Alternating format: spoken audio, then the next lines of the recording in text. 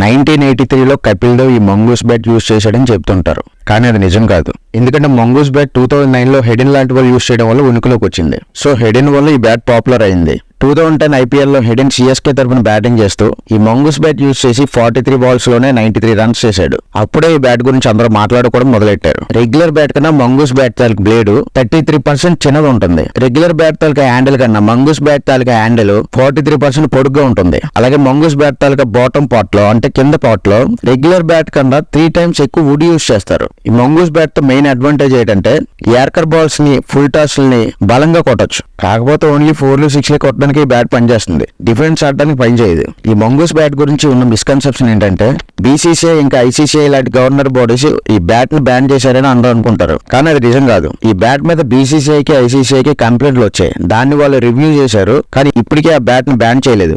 Mongoose bat ని batsmen use చేయడం మానేశారు అంతే. దానికి రీజన్ ఏంటంటే ఈ బ్యాట్ యూజ్ చేయడం వల్ల చాలా బెనిఫిట్స్ ఉన్నప్పటికీ ఒక సందర్భంలో సురేష్ రైనా ఈ బ్యాట్ ని రివ్యూ చేసి ఈ బ్యాట్ డిఫెన్స్ ఆడడానికి ఏమాత్రం పనిచేయదు, ఓన్లీ హిట్టింగ్ చేయడానికి మాత్రం పనిచేస్తుంది అని సురేష్ రైనా ఒక టైంలో రివ్యూ ఇచ్చాడు. సో ఆ తర్వాత ఈ బ్యాట్ తాలూకు క్రేజ్ చచ్చిపోయింది. అప్పటి నుంచి ఈ బ్యాట్ యూజ్ చేయడం మానేశారు.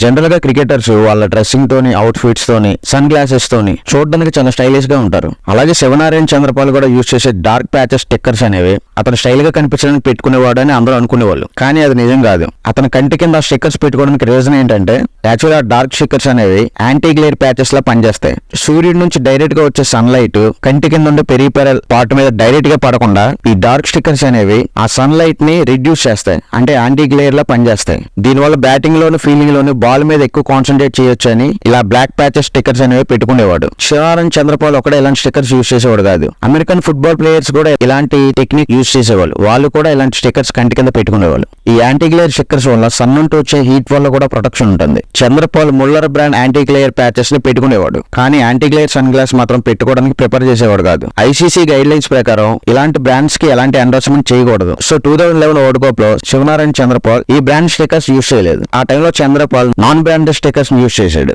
దినేష్ కార్తిక్ వాడే హెల్మెట్ చేస్తే అది రెగ్యులర్ గా యూజ్ చేసే హెల్మెట్ లా ఉండదు. దాని డిజైన్ కొంచెం డిఫరెంట్ గా ఉంటుంది. యాక్చువల్ గా ఈ హెల్మెట్ తాలూకు design standard baseball helmet design లా ఉంటుంది. ఇలాంటి హెల్మెట్లు అమెరికాలో బేస్బాల్ ఆడే ప్లేయర్స్ యూజ్ చేస్తారు. దినేష్ కార్తిక్ ఈ హెల్మెట్ యూజ్ చేయడానికి పెద్దగా రీజన్స్ ఏమి లేవు, బట్ ఉన్న ఒక టెక్నికల్ రీజన్ ఏంటంటే ఈ హెల్మెట్ రెగ్యులర్ హెల్మెట్ కన్నా తక్కువ వెయిట్ ఉంటుంది, బట్ ప్రొటెక్షన్ మాత్రం సేమ్ ఉంటుంది. ఇలాంటి హెల్మెట్ వాడకూడదనే రూల్స్ ఏం లేవు. ఐసీసీ నిబంధనలకు అనుగుణంగా ఉండే ఎక్విప్మెంట్ ప్లేయర్స్ తమ పర్సనల్ చాయిస్ కింద యూజ్ చేయొచ్చు. దినేష్ కార్తిక్ బ్యాటింగ్ లోనే కాదు, వికెట్ కీపింగ్ లో కూడా ఇదే హెల్మెట్ యూజ్ చేస్తాడు. దినేష్ కార్తిక్ ఒకటే ఈ హెల్మెట్ యూజ్ చేయలేదు. ఎస్ఆర్హెచ్ ప్లేయర్ రాహుల్ త్రిపాఠి, శ్రీలంక మాజీ ప్లేయర్ కుమార్ సంగకార కూడా ఇలాంటి హెల్మెట్ యూజ్ చేసేవాళ్ళు.